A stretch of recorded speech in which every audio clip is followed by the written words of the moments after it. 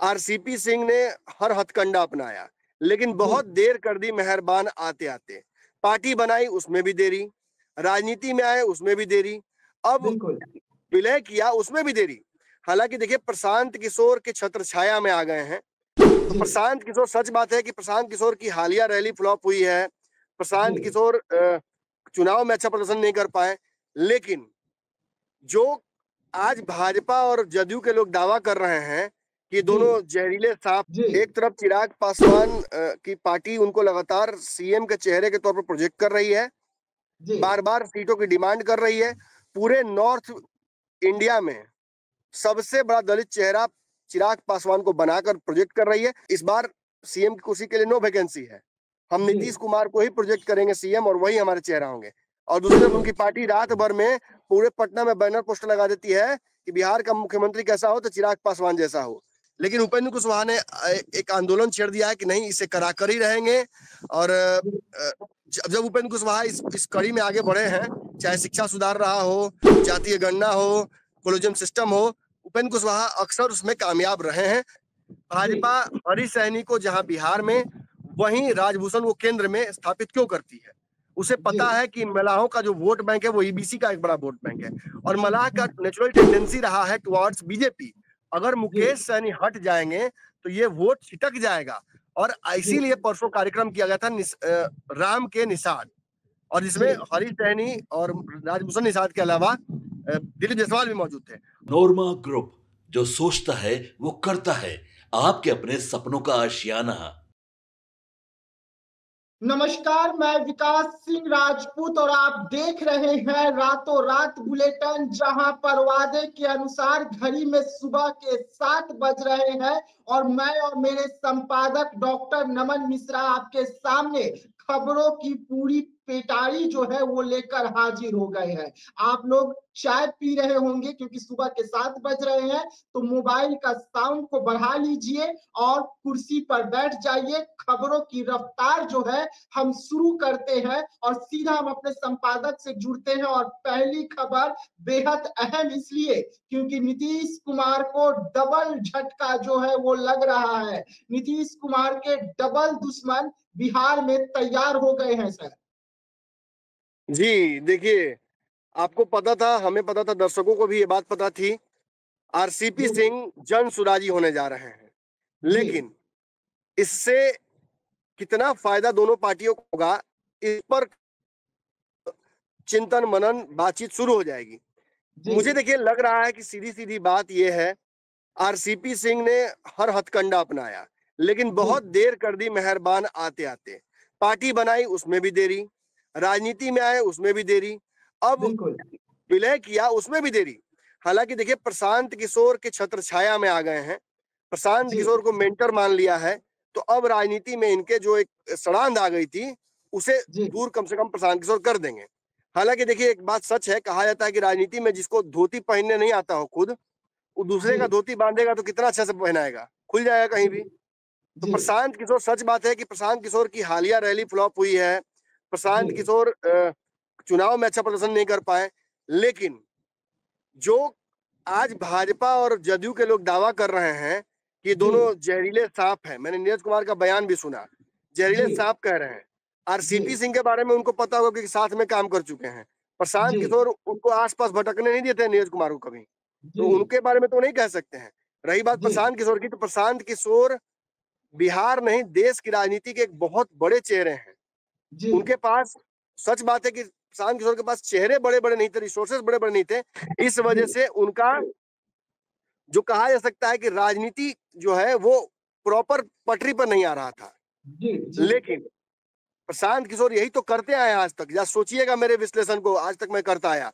प्रशांत किशोर की राजनीति थोड़ी पारासिटिक है, उन्हें एक होस्ट चाहिए होता है, फिर उसे वो नेता बनाते हैं। इस देश में बड़े बड़े फिल्म डायरेक्टर हुए जिन्होंने कई स्टार बनाए। स्टार का नाम सबको याद होता है, लेकिन डायरेक्टर का नाम सबको याद नहीं होता है। इसीलिए मैं कह रहा हूं कि प्रशांत किशोर को आज एक कच्ची मिट्टी मिल गई है। ऐसे कई नेता, इससे बड़े बड़े नेता आरसीपी से जुड़े हैं उनके साथ, और धीरे धीरे उनको तराश के प्रशांत किशोर जगह पर अगर लाएंगे तभी उनकी पार्टी बेहतर प्रदर्शन कर पाएगी, तभी उनके चेहरे पर जो वो चुनाव जीतना चाहते हैं बिहार में या बेहतर प्रदर्शन करना चाहते हैं वो कर पाएंगे। मुझे प्रशांत किशोर के मंशा पर कोई शक नहीं है। वो बिहार की भलाई चाहते हैं, वो बिहार में वैकल्पिक सरकार चाहते हैं, वो बिहार की षड्यंत्र को समाप्त करना चाहते हैं, लेकिन उनके हथकंडों पर मुझे हमेशा एक तरीके का कहता हूं मैं कि मुझे शक रहा है। लेकिन सच बात है कि दो पतलूनों को जोड़ देने से फटी हुई एक पैजामा नहीं बनता है, लेकिन एक फटा हुआ पैजामा या पतलून अगर सही ढंग से काट कर रफू की जाए तो उससे एक हाफ पैंट बन सकता है। आरसीपी सिंह जी को हाफ पैंट पहनने का तो मौका कम से कम मिल गया। यही दिल्ली में हाफ पैंट पहन के आरसीपी सिंह भाजपा ज्वाइन करने का इंतजार कर रहे थे, और आज उस हाफ पैंट को फिर से उनको पहनाने वाले प्रशांत किशोर नजर आए हैं। ये अच्छी बात है, दोनों पुराने दुश्मन रहे हैं ना। जदयू में जब थे प्रशांत किशोर का कद बढ़ने लगा तो आरसीपी सिंह उन लोगों में से थे। मैं उसमें बहुत एक्टिव जर्नलिस्ट में था, और मैंने देखा था कि जदयू के लोग साफ तौर पर ये चर्चा करने लगे थे कि प्रशांत किशोर को नहीं चाहते हैं आरसीपी सिंह, और अब आरसीपी सिंह प्रशांत किशोर के अंडर काम करेंगे। समय कितना बदल जाता है, जल्दी सोचिएगा विकास जी, और दर्शकों को भी सोचना चाहिए। बिल्कुल। चलिए बढ़ते हैं अगली खबर की ओर। अगली खबर भी नीतीश कुमार और चिराग पासवान से जुड़ी हुई है। चिराग पासवान को लेके बिहार में और खास करके पटना में बड़ा घोषणा कर दिया गया है कि सीएम तो तय है चिराग पासवान 25 में ही, और इसको लेकर पूरी तैयारी जो है पार्टी ने कर ली है। रातों रात बड़ा खेला किया गया है सर पटना में। देखिए, पटना को पाट दिया गया है। एक तरफ चिराग पासवान की पार्टी उनको लगातार सीएम के चेहरे के तौर पर प्रोजेक्ट कर रही है, बार बार सीटों की डिमांड कर रही है।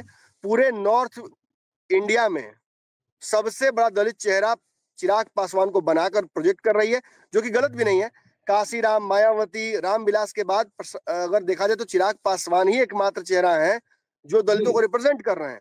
ऐसे देखिए, कहने को चंद्रशेखर रावण भी हैं, लेकिन उतना बड़ा जनाधार, उतना बढ़िया उनका दिन नहीं चल रहा है। चिराग पासवान का स्ट्राइक रेट बढ़िया, उनके पास टीम बढ़िया, उनका सीटों को लेकर नेगोशिएशन बढ़िया, मंत्रालय सब कुछ उन्होंने दोबारा प्राप्त किया। ये भी अपने आप में एक फिल्मी कहानी लगता है। तो मुझे लगता है कि चिराग पासवान चूंकि बेहतर अब कर रहे हैं, और आप तो क्रिकेट देखते होंगे तो आपको पता होगा, जब हरभजन सिंह भी फॉर्म में होते हैं, छक्का मारने लगते हैं, तो रोहित शर्मा को रोककर हरभजन सिंह को बैटिंग दिया जाता है कि जाइए आप ही खेलिए। तो मुझे लगता है कि चिराग पासवान फॉर्म में है, और इसीलिए उनकी पार्टी चाहती है कि उनको सीएम बनाए। लेकिन ये भी बड़ा डबल गेम खेल रहे हैं चिराग पासवान। एक तरफ अपनी पार्टी के लोगों से कहवा रहे हैं कि सीएम का कैंडिडेट चिराग पासवान, और दूसरी तरफ जब चिराग पासवान खुद आ रहे हैं तो कल उन्होंने क्या कहा था कि इस बार सीएम की कुर्सी के लिए नो वैकेंसी है, हम नीतीश कुमार को ही प्रोजेक्ट करेंगे सीएम और वही हमारे चेहरा होंगे। और दूसरी तरफ उनकी पार्टी रात भर में पूरे पटना में बैनर पोस्टर लगा देती है कि बिहार का मुख्यमंत्री कैसा हो तो चिराग पासवान जैसा हो। कहीं ना कहीं चिराग पासवान बहुत स्मार्ट खेल रहे हैं, अपनी एक टीम को लगा दिया है अपने आप को सीएम प्रोजेक्ट करने में, जो कि गलत नहीं है। चिराग पासवान बहुत ही डिजर्विंग कैंडिडेट है सीएम के लिए बिहार में। वो तेजस्वी यादव और प्रशांत किशोर, ये तीन चेहरे हैं ना, और तो कोई युवा में चेहरा मुझे बहुत नजर नहीं आ रहा है फिलहाल। इसलिए मुझे लगता है कि चिराग पासवान की पार्टी जो चाह रही है वो एक विकल्प बनाने की कोशिश कर रही है, जो बिहार की राजनीति में लोजपा आर का ग्राफ भी बढ़ाएगी और आगे चल के भविष्य की राजनीति को और इशारा भी करेगी। बिल्कुल। बढ़ते हैं अगली खबर की ओर। बिहार में अब 350 विधायक होंगे, ये कैसे संभव है सर? ये किसी को समझ में नहीं आ रहा है कि जो इतने विधानसभा तो है ही नहीं बिहार में, तो 350 विधायक कैसे हो जाएंगे? देखिए, आपको पता होगा डिलिमिटेशन की बात चल रही है, देश भर में डिलिमिटेशन को लेकर चर्चाएं शुरू हो गई हैं, और बिहार में भी चर्चा ने सेंटर स्टेज ले लिया है। उपेंद्र कुशवाहा की पार्टी डिलिमिटेशन को लेकर, परिसीमन को लेकर चर्चा शुरू कर चुकी है, और वो ये मांग कर रही है जन जागरूकता अभियान के माध्यम से, जिसके तहत वो मुजफ्फरपुर, बांका और बेतिया कई जगहों पर जाएगी, और वो ये डिमांड रखेगी कि डिलिमिटेशन जल्द से जल्द किया जाए। इसका कारण वो बता रहे हैं कि जहां साउथ के लोग एक आदमी एक सांसद चुन रहा है, उसी अनुपात में बिहार और उत्तर प्रदेश और इन जगहों के 3 वोट का वैल्यू एक सांसद को चुनने के बराबर हो गया है। ऐसे में बहुत आवश्यक है कि जो फेयर चुनाव कराने के लिए जो जो बिहार में जनसंख्या घनत्व है उसके आधार पर सीटों को बढ़ाई जाए, विधानसभा और लोकसभा दोनों सीटें। मैं ये नहीं कह रहा हूँ कि केवल विधायक की सीटें ही बढ़ेंगी बिहार में, बढ़ना तो अब सांसदों की सीटें भी हैं। विधायक का 350 के आसपास होगा तो सांसदों का भी 80 के आसपास हो जाएगा। और ये सब क्यों होगा? क्योंकि 26 में डिलिमिटेशन का समय तय किया गया है। साउथ के लोग चाह रहे हैं कि इसे बढ़ा दिया जाए, लेकिन उपेंद्र कुशवाहा ने एक आंदोलन छेड़ दिया है कि नहीं, इसे कराकर ही रहेंगे। और जब उपेंद्र कुशवाहा इस कड़ी में आगे बढ़े हैं, चाहे शिक्षा सुधार रहा हो, जातीय गणना हो, कोलोजियम सिस्टम हो, उपेंद्र कुशवाहा अक्सर उसमें कामयाब रहे हैं। इस बार भी उन्होंने बीड़ा उठा लिया, तो मुझे लगता है कि इस पे भी वो सफल ही रहेंगे।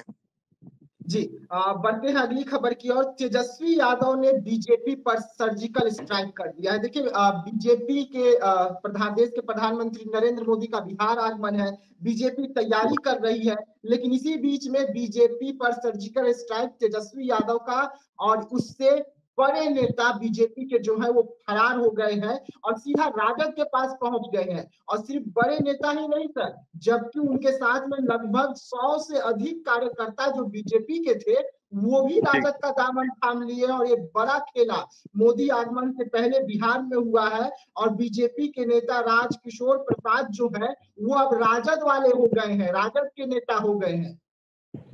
देखिए, ये चुनावी साल है और आप देखिएगा ऐसे कई पैंतरे, ऐसे कई घुलाटियां चुनावी बंदर मारेंगे। मैं उन्हीं को बंदर नहीं कह रहा हूँ, आरसीपी सिंह भी पलटे हैं। अभी ढेर लिस्ट में लंबा लंबा नाम है। आइए पकड़िए कैमरा, क्या अभी लिस्ट में बहुत सारे नाम हैं और मैं ये दावे से कह रहा हूँ कि बहुत चौंकाने वाले फैसले भी देखने को आपको चुनाव तक मिलेंगे। हाँ, ये बात सच है कि भाजपा का कोर वोटर रहा है ईबीसी, और ईबीसी जनसंख्या को यदि भाजपा थोड़ा भी अगर नुकसान हो जाएगा भाजपा को इससे, तो इससे भाजपा पूरी तरीके से डैमेज हो जाएगी। चुनावी तैयारी में इस बार नीतीश कुमार भी भाजपा पर ही डिपेंडेंट है। ये बात समझना होगा आपको कि नीतीश कुमार और उनके जितने सहयोगी हैं वो भाजपा के वोट पर, भाजपा के तंत्र पर डिपेंडेंट है। ऐसे में भाजपा ही अगर गड़बड़ा जाएगी तो बाकी लोग भी गड़बड़ाएंगे। मुझे लगता है कि एक तरफ आईपी गुप्ता, दूसरी तरफ कई ऐसे मुकेश सहनी भी ईबीसी समाज से ही आते हैं। तो ये ईबीसी समाज का वोट बैंक बड़ा महत्वपूर्ण है। भाजपा कोई भी अपना पुराना वोट बैंक छोड़कर नए वोट बैंक की तरफ नहीं बढ़ेगी। और नाराजगी केवल ईबीसी की नहीं है, जो एक्सपेरिमेंट हाल में हुए हैं बिहार बीजेपी में, उसकी वजह से सवर्ण वोटर्स भी थोड़े नाराज हैं। एक नीतीश कुमार को साथ लेना नाराजगी का बड़ा कारण था। नीतीश कुमार द्वारा जातीय गणना कराकर अपनी सरकार में, वो नाराजगी का बड़ा विषय था।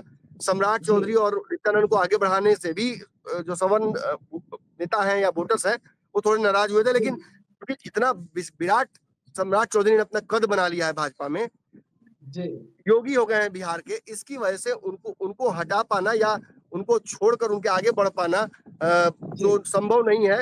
बाकी बिहार भाजपा के नेताओं के लिए या बिहार भाजपा के लिए। जी, अगली खबर बेहद अहम है। बीजेपी को किसी भी कीमत पर सहनी चाहिए, उसके लिए बीजेपी किसी भी हद तक जाने के लिए बिहार में तैयार हो गई है और इसको लेकर पूरी रणनीति तैयार कर ली गई है कि सहनी हमें किस कीमत पर चाहिए, वो कीमत बीजेपी देने के लिए तैयार है। देखिए, परसों जो बैठक हुई थी आपने देखा था, उसमें भाजपा ने ये स्पष्ट कर दिया कि वो निषादों को छोड़कर नहीं चलेगी। मलाह, बेलदार, बिंद, इसकी सरकारी जनसंख्या 8 से 10% है और मुकेश सहनी के हिसाब से 14% है। भाजपा हरीश सहनी को जहां बिहार में, वहीं राजभूषण वो केंद्र में स्थापित क्यों करती है? उसे पता है कि मलाहों का जो वोट बैंक है वो ईबीसी का एक बड़ा वोट बैंक है और मलाह का नेचुरल टेंडेंसी रहा है टुवर्ड्स बीजेपी।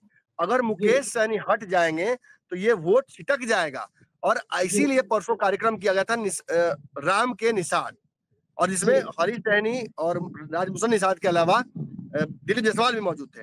और इन्होंने मांग क्या रख दी, एक तरह से फैसला ले लिया कि जल्दी ही किया जाएगा और ये जल्दी ही होगा।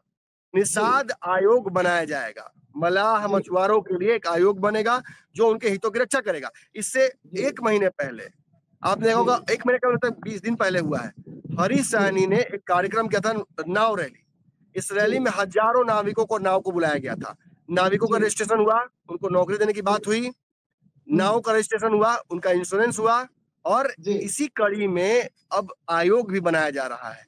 तो मुझे लगता है कि निषादों के वोट बैंक को छोड़ने के थोड़ा सा भी भनक अगर लगेगी भाजपा को, भाजपा नहीं स्वीकार करेगी। और पिछले चुनाव की तरफ आप बढ़िएगा, सब ठीक था, तेजस्वी मुख्यमंत्री क्यों नहीं बन पाए? आप कांग्रेस पर इल्जाम मत लगाइए, तेजस्वी पर इल्जाम लगाइए। राजा वीआईपी यही कह रही है।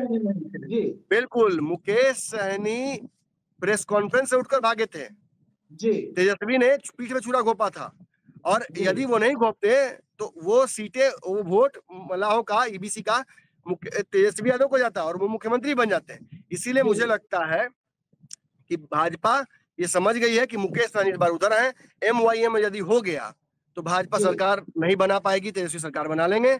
ये होने से रोकने के लिए मलाह को अपनी तरफ तोड़ना जरूरी है, यही कर रही है। और जून और जुलाई में इसको लेकर बड़ी रणनीति भी बना ली गई है, बड़े बड़े कार्यक्रम रखे गए हैं पूरे बिहार में।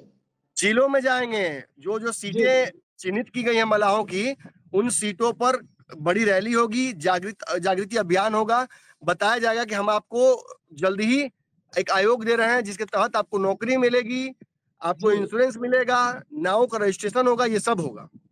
जी चलिए, रातों रात देख रहे थे आप, और इस वक्त हमारे संपादक पटना से बाहर है। उसके बाद भी वादा जो किया था वो वादा टूटनी नहीं चाहिए, इसको लेकर सुबह 7 बजे आपके साथ जुड़े हुए हैं और खबरों को विस्तार से बता रहे थे। और कल फिर इसी वक्त पर, इसी समय पर हम रातों रात बुलेटिन लेकर हाजिर होंगे, तो बने रहिएगा हमारे साथ। तब तक के लिए मुझे यानी कि विकास सिंह राजपूत को दीजिएगा इजाजत।